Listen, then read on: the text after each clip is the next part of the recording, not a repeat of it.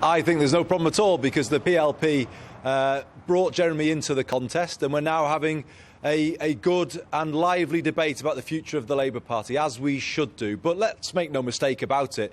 Labour stands at a crossroads. It now faces a very big decision about its future direction. The choice is we either unite and go forward and get back in touch with the public, or we go backwards. And really, Labour's got to make now a big choice about what party it wants to be going forward, and whether we're serious about winning again. And, we're going to have that debate, we're going to make our decision and then move forward.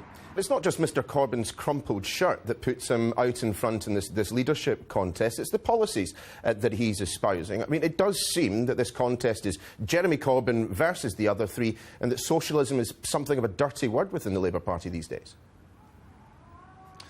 No, I don't think that's right at all. I mean, I agree with him on some things, such as more public control and public ownership of the railways, but I disagree with him on other things. For instance, saying that we should have widespread renationalisation of the utilities. I just don't think that is a priority for the country at the moment. I don't think it can be afforded. So we're going to have our agreement and disagreements about various things. But as I've been saying throughout this interview, Jeremy has brought something distinctive to the Labour leadership contest. It's right that we're having the debate that we're having. The party, though, does have to decide. It has to decide, will what Jeremy's saying help us get back towards government? I don't think the public will think that will be where we're heading if we go for those kinds of policies, because I don't believe people feel that they are the right policies for where we are right now as a country.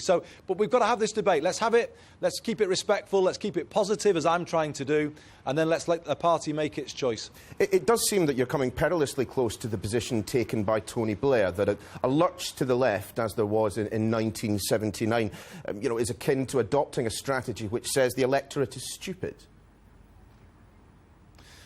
No, I'm not saying that. I'm saying we're having a good debate in this contest. I said to you just a moment ago, I agree with Jeremy on some things, but not on others.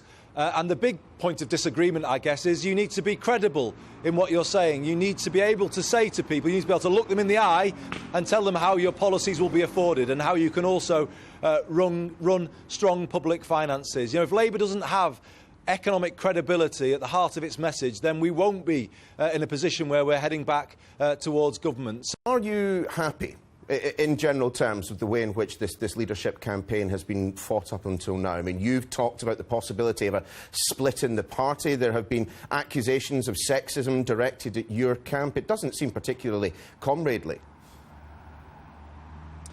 No, I am happy with the way it's been conducted. By and large, it's been a good-natured contest. All four of the candidates Yvette Cooper's camp accused yours of sexism. To be honest, and I don't want to dwell on it, but I think it was a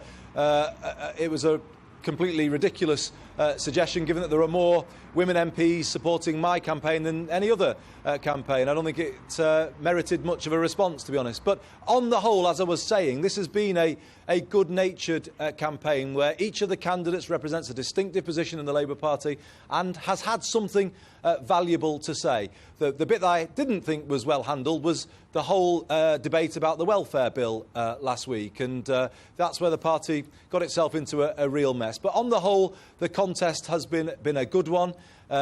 Labour members are being presented with a real choice now. We are at a crossroads. People really have to decide now what kind of Labour Party they want.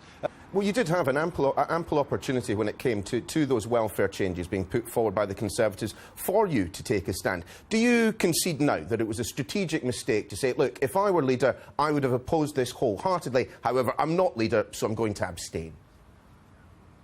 No, I don't, actually, not at all, because I made my position clear, and in making my position clear, the party was forced to move its position more towards mine. You had to pop at your acting leader. That was a better position. That was a better position than where we started out. But then I faced a choice. Did I, from the shadow cabinet, lead a rebellion and raise the risk of our party splitting? Well, you know what? I wasn't prepared to do that. I am never somebody who is going to plunge our party into civil war. Once you've made a decision as a party, you have to expect unity behind the leader and behind that position. Unity is strength has been the motto that's underpinned our movement for decades, and I'm never somebody who would put that unity at risk. But having shown loyalty to the Labour Party, I will expect the same from all of my parliamentary colleagues when I change Labour's position to one of outright opposition to this welfare bill come September.